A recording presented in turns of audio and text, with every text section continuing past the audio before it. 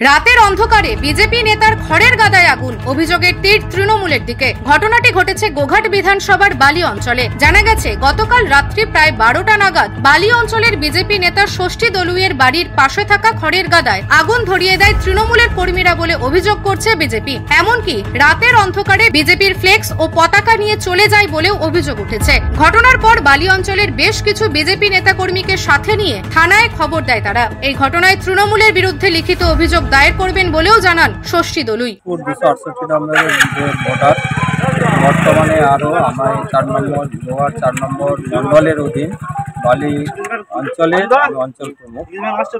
গতকাল রাত্রি কালে আমার হয়েছে, এটা আমরা 4টের সময়। তখন আমাদের নির্মাণের উপায় ছিল না। পরবর্তী পাশাপাশি সব খবরাখবর নিয়ে দেখা যায় যে এটা রাত্রি 12টা আশপাশ। আমার দিকের দিক থেকে, আমার মানুষের দিক থেকে চাপ দেওয়ার জন্য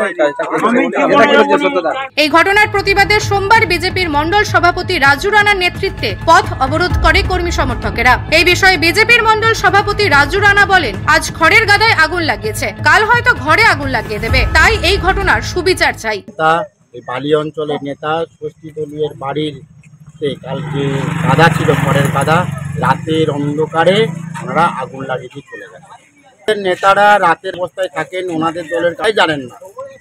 সেরকমই অবস্থায় এসে রাতের বেলা এখানে এই খড়ের গাদাটায় আগুন লাগিয়েছেন।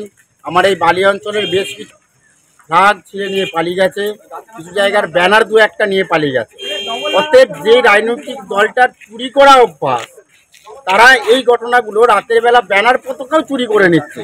আর খড়ের গাদাটা যদি সেরকম হতো, এটা চুরি করে নিয়ে যেত, চুরি করতে পারেনি, তাই আগুন লাগিয়ে দিয়ে চলে গেছে। আপনারা কি চাইছেন? আমরা থানায় জানিয়েছি, আমরা এখন থানায় লিখিত একটা অভিযোগও দায়ের করব। আমরা প্রত্যেকেই যাব থানাতে।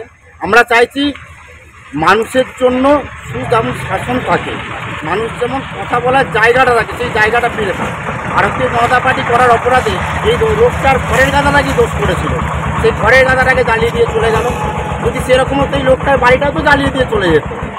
এই তো হচ্ছে এই রাজনৈতিক দলের নেতাদের চরিত্র। নিউজ আজ বাংলা, গোঘাট।